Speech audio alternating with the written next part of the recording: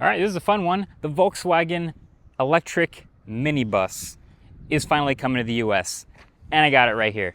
It's been out in Europe for a little while, but people haven't really seen it here yet because it hasn't come out here yet. It's gonna start at around $60,000, and I just wanna get into why I think it's pretty awesome. I am not usually someone who falls for the nostalgia thing. It's just not really something that's hit me very hard, but there are a lot of things about this minivan in disguise that are actually really interesting that I want to show you. But first I want to show you this real quick. This is the original. Some people thought it was fake in the background in my last video. No, it's real.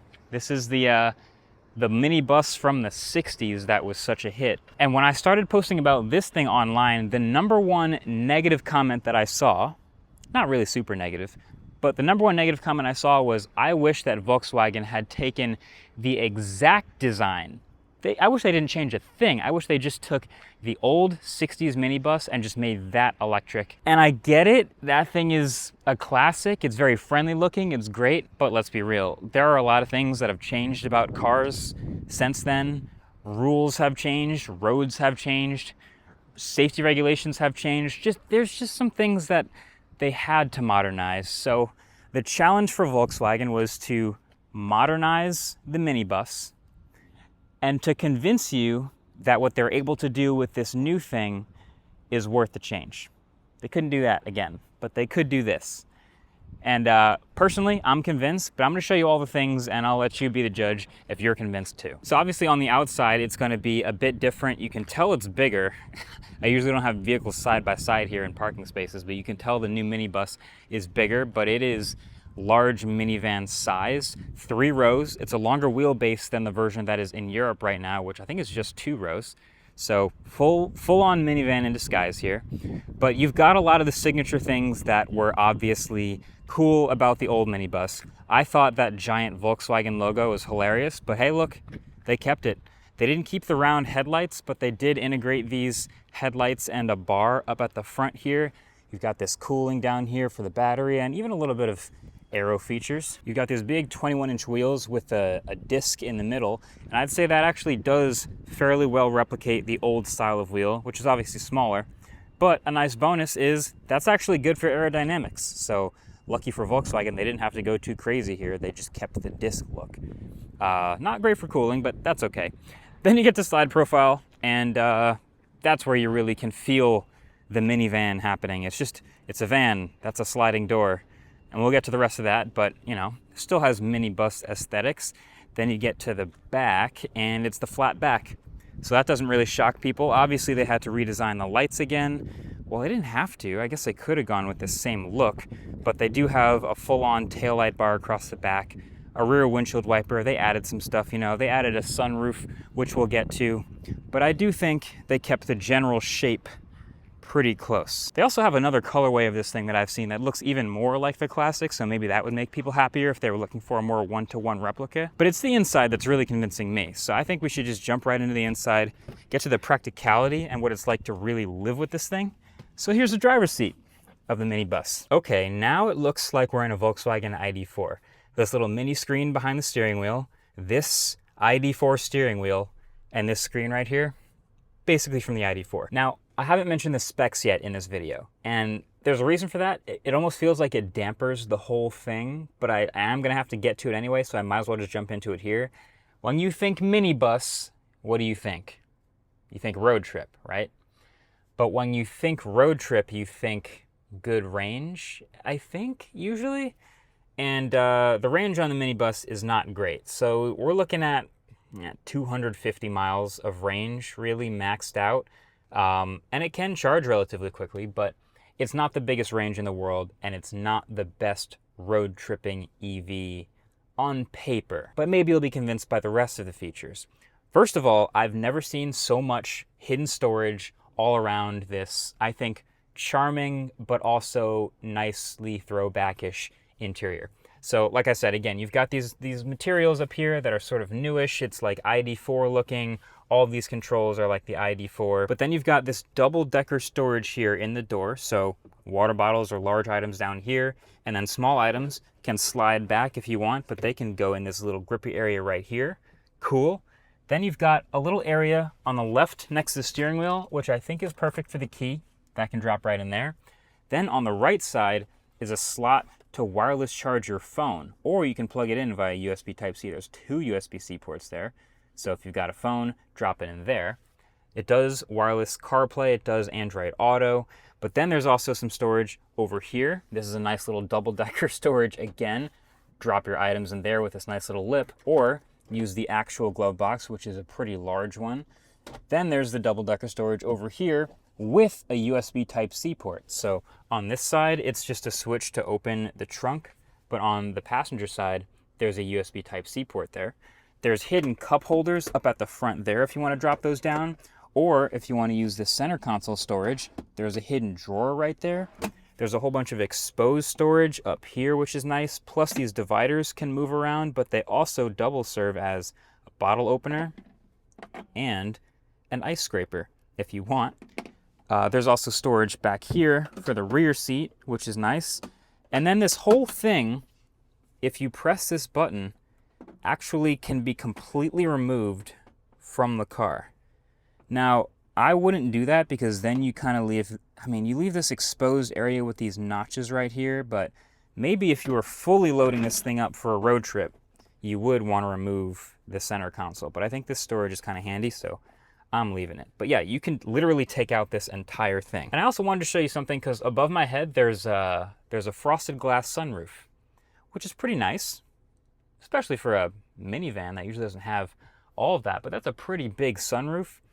But then, if you dig into the settings of the vehicle, which you go to vehicle settings right here, of course, it's really, okay, it's picky about this, and I should just say this now. You press the pedal and activate the thing, and it calls it ignition, but turning the vehicle on is just hitting that brake, and now it's on. Anyway, now you get into the vehicle settings, and if you go to interior settings and roof and smart glass, you can open or close the smart glass, which if I hit that while I'm pointing up, you can see it untints or retints the sunroof, which is pretty sick. Let's go to the back seat because storage continues to be a theme for the minibus.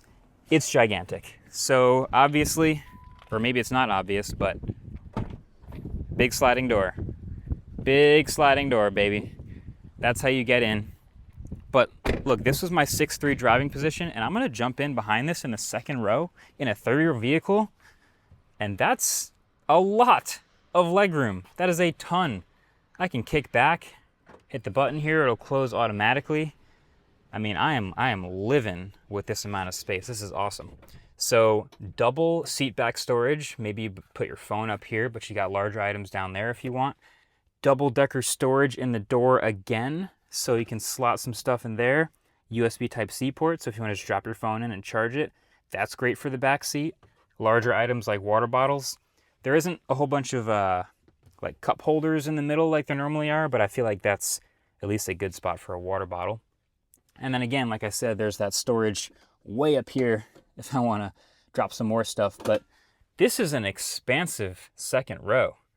And then you have this little window here. These windows open electronically with this switch down here at the bottom, but they won't do it while I'm in the back seat because this car is very picky about having a butt in the front seat to have anything work.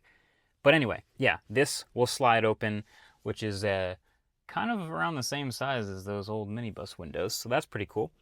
And these are also heated back seats, so that's what this switch here is. 1, 2, or 3 levels of heated, but I want to show you the actual back seat because this is just the middle row, and typically the third row, every vehicle I've tested so far, the third row is the most compromised, so I just want to show you what it's like in the ID.Buzz because it's not. So this thing right here gives me a ton of space to get into the back, and once I do, let's sit down behind this second row and wait a minute. There's actually decent room down here behind the second row, which is awesome. This third row has a whole bunch of cubbies up here, a USB-C port again for even more phone charging. There's more speakers back here. Headroom is decent. It's got these movable headrests. So obviously if you're not putting people back here, you'll leave the rear view room open. But if you do, there you go. This is a solid family vehicle. 3 real rows of adult storage. Adult storage, that sounds weird. Adults can all fit in this vehicle pretty easily. And that hasn't even gotten us to the trunk space yet. So let's show it to you. The final section of the ID.Buzz, again, which you get this from being bigger and longer wheelbase. In Europe, this is only a 2-row vehicle, but look at that.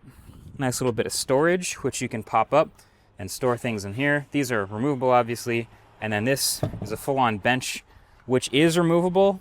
And both these back seats in the 3rd row are fully removable. If you unscrew some of these and take the whole situation out, then you have a ton more rear room storage. But if you're storing the whole family in here, that's what it'll look like. That's impressive. So look, I understand nostalgia is a very powerful force, and it's a big factor for a lot of people in the reason why this vehicle exists in the first place. So I totally understand why people want to see it look and feel and operate exactly like the old minibus. It had a lot of charm. Also, I forgot to show you guys the play and pause button pedals, which turn this thing on. But to me, there is still an art form to creating something new like this that still feels classic. Now, one of the questions I haven't even talked about it all yet is how does it drive? Because that's not a huge concern to most people. It's not a sports vehicle, it's not fast. But I will say, visibility is one of those key things. When you're in a big family vehicle, you've got these big windows and big glass and a big expansive windshield, so it's pretty good. It is pretty far away though. Like, you might remember that old minibus, like you're right up against the front glass there. Here, I can't even reach the front glass from here. Kind of similar to the Cybertruck, there is a second window up here for better visibility of the corner of the vehicle. So in a way, I know a lot of people aren't thinking of this as similar to the Cybertruck in like any way, but that is one thing that really reminds me of the Cybertruck, which I've been living with for the past couple weeks. But also now, thanks to channel sponsor Ridge, which I'm also chief creative partner for, you can actually win a Cybertruck, or if Tesla's not your thing, you can also choose either a Hennessy Velociraptor or $100,000 cash. So it's a pretty sick giveaway, and if you want to enter, all you have to do is just use my link and sign up. And that's it. Now, if you want more chances to win, Ridge will actually give you an extra entry for every $1 you spend on Ridge products like luggage and wallets and backpacks and more. And if you haven't gotten your MKBHD wallet yet, you will get 4 times the entries if you buy one too. So that's your chance to win one of the absolute most head-turning possible vehicles you could have.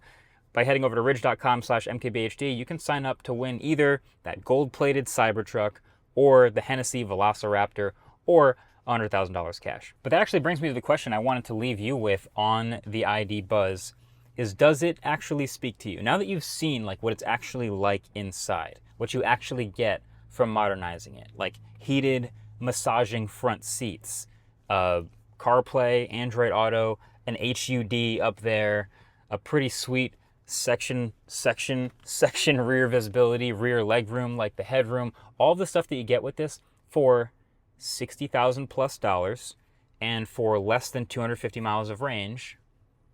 Does it work for you? Do you think it's actually something people are going to get in the US?